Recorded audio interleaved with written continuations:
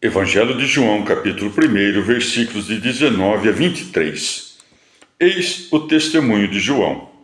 Quando os judeus lhe enviaram de Jerusalém sacerdotes e levitas a perguntar-lhe: Quem és tu?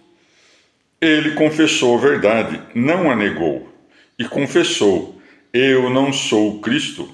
Eles perguntaram-lhe: Quem és, pois? És tu Elias? Ele respondeu: Não sou. És tu o profeta? Respondeu: Não.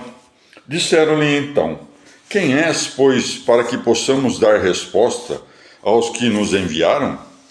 Que dizeis de ti mesmo? Disse-lhes então: Eu sou a voz do que clama no deserto.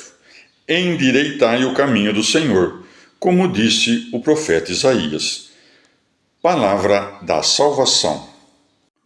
Comentário João 1, de 19 a 23. São João Crisóstomo. Não pondo aqueles judeus dúvidas no caráter de João, estavam dispostos a aceitar-lhe o testemunho. Enviaram de Jerusalém sacerdotes e levitas a perguntar-lhe: Quem és tu? Pode-se dizer ainda que os judeus nutriam por João sentimentos demasiadamente humanos. De fato, cuidavam não ser digno de João o ser menos que o Cristo, à conta do extraordinário reluzir que circundava todas as conjunções da vida dele: o nascimento ilustre, filho de príncipes e sacerdotes, a educação austera que recebera, o desamor que nutria das coisas humanas. Jesus Cristo, ao contrário, parecia vir de família obscura, coisa que, aliás, foi motivo de reproche entre os judeus. Porventura, não é este o filho do carpinteiro? Mateus 13:55. De mais a mais, a maneira de se vestir e se alimentar não o destacava dos homens. Ora, como João enviava fiéis continuamente a Jesus, e ainda porque os judeus faziam tensão de tê-lo como guia, enviaram àquele essa comitiva, na esperança de o levar, por meio de lisonjas, a se declarar o Cristo.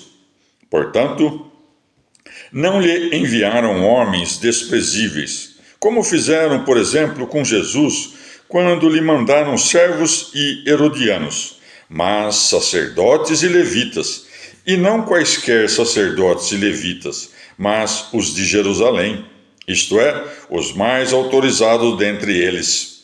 Perguntaram-lhe: Quem és, pois? Não porque ignorassem quem ele de fato era, senão porque esperavam dissesse ser o Cristo. Por isso João responde antes ao que lhes ia em pensamento do que propriamente àquilo que explicitamente declararam. Ele confessou a verdade, não a negou, e confessou: Eu não sou o Cristo. E vê aqui a sabedoria do evangelista, que repete por 3 vezes a mesma expressão, para destacar a virtude de João Batista e a malícia insensata dos judeus.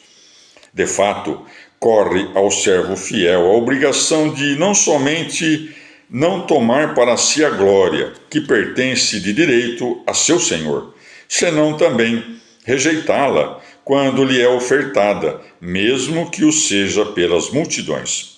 O povo conjecturava que João era Cristo, por pura ignorância, ao passo que os sacerdotes e levitas, esses, interrogavam-no de má fé, na esperança de obter, à força de lisonjas, o resultado que desejavam. Se de fato não fosse essa a intenção que os animava, a resposta, eu não sou o Cristo, teriam se afoitado a redargui-lo nesses termos: Nunca o pensamos, e não foi isto que viemos te perguntar. Vexados, todavia, por verem seus pensamentos desvelados, passam de pronto a outra pergunta. Eles perguntaram-lhe: Quem és, pois? És tu, Elias? Vê como são insistentes dirigindo-lhe novas e novas perguntas. Vê também como João Batista, manso, lhes responde, a retificar-lhes as falsas ideias e ensinar-lhes quem de fato era. Eu sou a voz do que clama no deserto. Evangelho de João, capítulo 1, versículos de 24 a 28. Ora, os que tinham sido enviados eram fariseus, e interrogaram-no, dizendo: Como batizas, pois se não és o Cristo, nem Elias, nem o profeta? João respondeu-lhes: Eu batizo em água, mas no meio de vós está quem vós não conheceis. Esse é o que há de vir depois de mim, ao qual eu não sou digno de desatar a correia das sandálias. Estas coisas passaram-se em Betânia, da banda de além do Jordão, onde João estava batizando. Palavra da salvação. Comentário João 1, de 24 a 28. São Gregório. Um santo, mesmo quando afrontado com perguntas maliciosas, não se diverte de sua bondade. Assim, a aquelas palavras cheias de inveja, opõe João Batista estas, repletas de vida: Eu batizo em água. Com efeito, João Batista não batizava no Espírito, mas na água, porque o batismo que ministrava não tinha o condão de apagar os pecados. Limpava os corpos, sim, mas não purificava as almas pelo perdão. Então, por que o fazia, se não tinha o poder de remir os pecados? É porque estava a cumprir o papel do precursor. Assim como nascera antes de nosso Senhor, assim também começara a batizar previamente ao Salvador. Como havia sido o precursor do Cristo no anunciá-lo aos judeus, era justo que o fosse também no batizar, embora seu batismo guardasse um caráter puramente imitativo. E assim ia dando a conhecer o mistério de nossa redenção. E o mesmo Redentor, que já se achava entre os homens, embora ainda oculto, mas no meio de vós está quem vós não conheceis, é que o Senhor, ao se manifestar por meio de um corpo sensível, fez-se visível fisicamente, mas invisível segundo sua majestade. As palavras ele existia antes de mim querem dizer: foi-me preferido. Vem após mim, porque nasceu depois de mim, mas já existia antes, porque acima de mim. Ou então, entre os antigos judeus, quando um homem se recusava a desposar a mulher que lhe cabia, aquele que, na ordem do parentesco, viria a assumi-la deveria desatar as sandálias do primeiro. Ora, Jesus Cristo manifestou-se como esposo da igreja.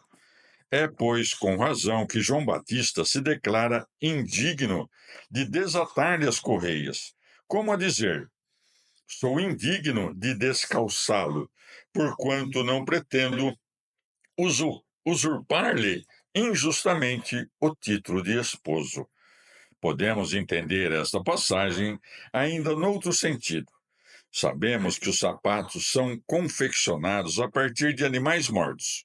Ora, o Salvador, tendo assumido a nossa carne, aparece entre os homens, os pés calçados, a unir sua divindade à nossa natureza mortal e corruptível.